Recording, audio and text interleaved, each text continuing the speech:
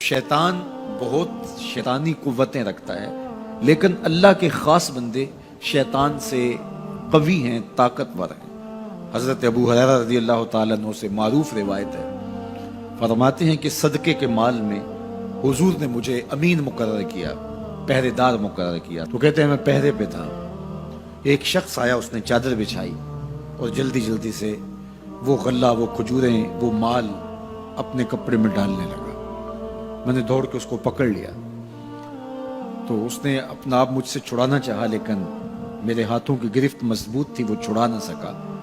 اس نے کہا کہ میں کثیر العیال ہوں، میرے چھوٹے چھوٹے بچے ہیں، تو بھوک نے مجھے چوری پہ مجبور کیا، میں کوئی پیشہ ور چور نہیں ہوں۔ کہتے ہیں مجھے ترس آ گیا، میں نے اس کو چھوڑ دیا۔ خیر رات گزر گئی، صبح ہوئی، حضور کی خدمت میں حاضر ہوا تو آقا کریم نے فرمایا کہ ما فعل اسیرک البارحہ، ابو ہریرہ رات والے چور کا کیا بنا؟ عرض کی حضور وہ بڑا مجبور شخص تھا کوئی، اور اس نے کہا کہ میں پیشہ ور چور تھوڑا ہوں، بچوں کی بھوک نے مجھے یہاں تک پہنچا دیا۔ تو حضور علیہ السلام نے فرمایا جھوٹا شخص ہے، اور سنو آج پھر آئے گا۔ کہتے اگلے دن تو میں طاق میں رہا، تو خیر وہ آیا اور اس نے چادر بچھائی اور غلہ اس چادر میں ڈالنے لگا۔ میں نے جا کے پکڑ لیا، تو اس نے کہا مجھے چھوڑ دے۔ میں نے کہا میں تو نہیں چھوڑوں گا۔ اس نے کہا کہ مجھے چھوڑ دے، منت سماجت کی اور بہت ترلے کیے۔ تو کہتے میرے دل میں پھر ترس آ گیا، میں نے پھر چھوڑ دیا۔ میں پھر حضور کی خدمت میں آیا تو حضور نے فرمایا ما فعل اسیرک البارحہ، رات والے چور کا کیا بنا؟ میں نے کہا حضور وہ آیا اور اس نے کہا میں کثیر العیال ہوں، مجھے پھر ترس آ گیا، میں نے چھوڑ دیا۔ پر میں جھوٹا آدمی ہے، اور سنو آج پھر آئے گا۔ اللہ اکبر! جو ہو چکا وہ بھی حضور جانتے ہیں، جو ہونے والا ہے وہ بھی میرے حضور جانتے ہیں۔ یہ اللہ نے اپنے محبوب کو شان دی ہے۔ تو کہا آج پھر آئے گا۔ کہتے ہیں میں طاق میں تھا کہ وہ آیا، اس نے چادر بچھائی اور غلہ ڈالنا شروع کر دیا۔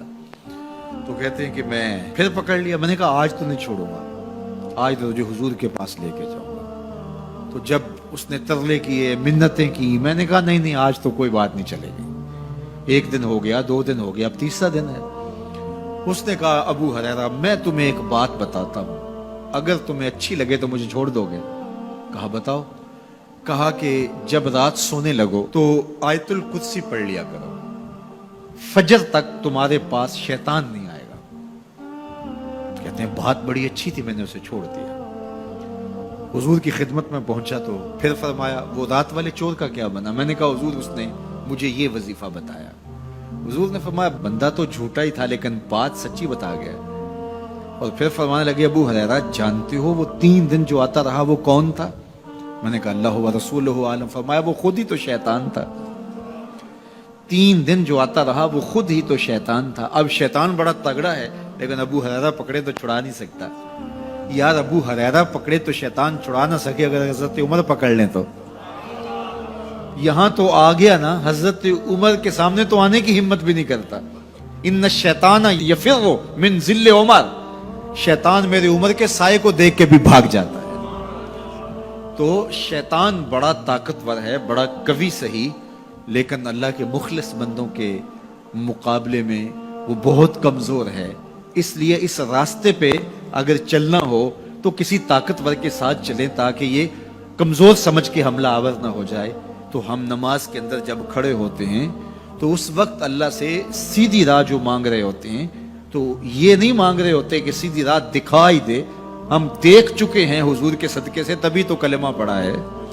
سیدھی راہ دیکھ چکے ہیں تبھی تو وضو کیا ہے۔ سیدھی راہ دیکھ چکے ہیں تبھی تو کانوں تک ہاتھ لگا کے ہاتھ باندھے اس کی حضور کھڑے ہیں اور رخ قبلہ کی جانب کیا ہے۔